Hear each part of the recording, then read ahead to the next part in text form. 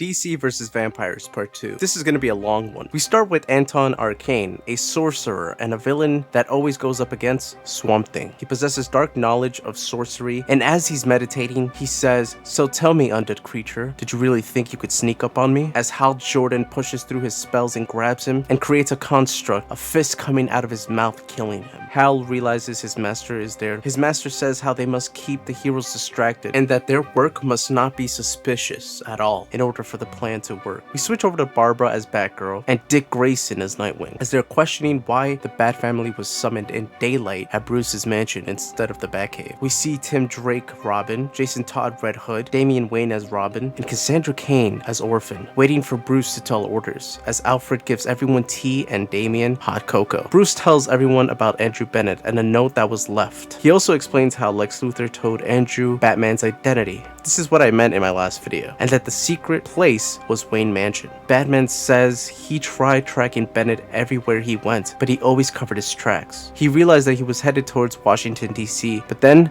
the trail went cold, and no one has seen Lex Luthor within the past 2 weeks. He explains the war against humanity is coming. He also explains if there is a new Lord of Vampires, he would convert a lot more metahumans and also try to remove some, even mentioning how villain activity is down across the country. As we cut to Brick, Cupid, Cheshire, and Everyman talking about how heroes and villains have been acting strange, and some villains not showing up for their meeting, Green Arrow steps out and explains how important it is that some didn't show. Green Arrow explains to them what's been going on, and that one of them is a vampire, Everyman. As he shoots an arrow through his body, turning him into ash, he tells everyone that they should prepare for war. We cut back to the Batfamily and Bruce mentions a man named Nikolai Tepes, a mad monk that used to wear red and was a vampire. In his early days, Bruce said that he had an assistant named Dala, and she would lure people in for their deaths. She was able to lure Nightwing, but wasn't able to succeed. But this was the first time he fought a supernatural being. He was young and naive, but he knew it's not going to end well. He thought it might be the Mad Monk, but his investigation led nowhere. Jason mentions villains might go first, but Barbra states telepaths and psychics are very strong, so they might figure out their plans. So they might go after them. Nightwing mentions magic users. That's a weakness for them too, right? Tim mentions sunlight, so they go after the Ray and Dr. Light. Damian mentions how if he were to build an army, he would have no old dudes allowed. Bruce mentions how they might go to every hero community, Titans, Outsiders, Birds of Prey, and then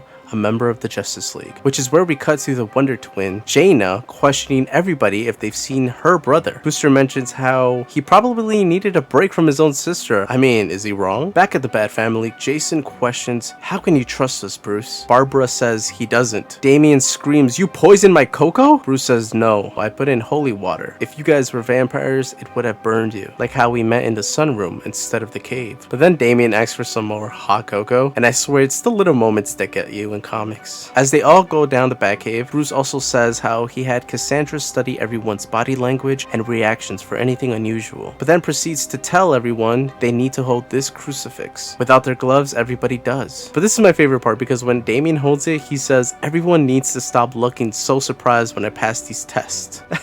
I mean, he is a little freaking demon, huh? Batman pulls down a curtain and reveals the new weapons they might need to use. It says, "We aren't trying to catch them. They can't be killed because they're already dead." Later in the evening, Alfred drinks the tea and mentions how it might have been an oversight from Bruce not to check Alfred, and he says yes. But then again, he also had the boiler blessed, so if you were a vampire, you would have burned to your death in your bath last night. Alfred then says, "You're right. But it's funny how you didn't mention Lex Luthor's blood to everybody." Bruce says, "Putting your trust in someone else is always a gamble.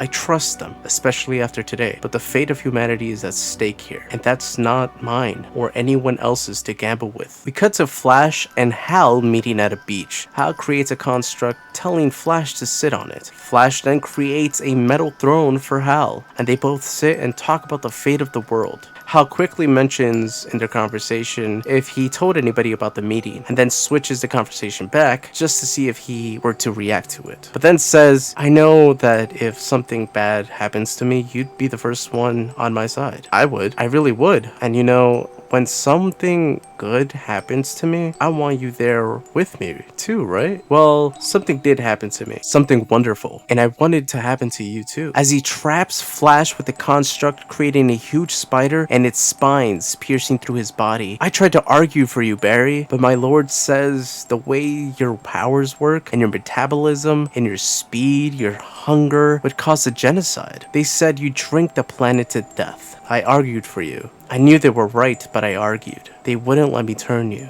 Flash tries to vibrate his way out of his construct, but Hal holds him with his ring and stops him. And he wraps Flash's neck. He turns around and snaps his neck. Okay, so they did my man Barry so wrong. I mean, I understand you have to get rid of the fastest man alive, but they just did him so dirty. God damn it, Hal. Let me know your thoughts on this because I'm still shocked about this comic. Till then, see you next time.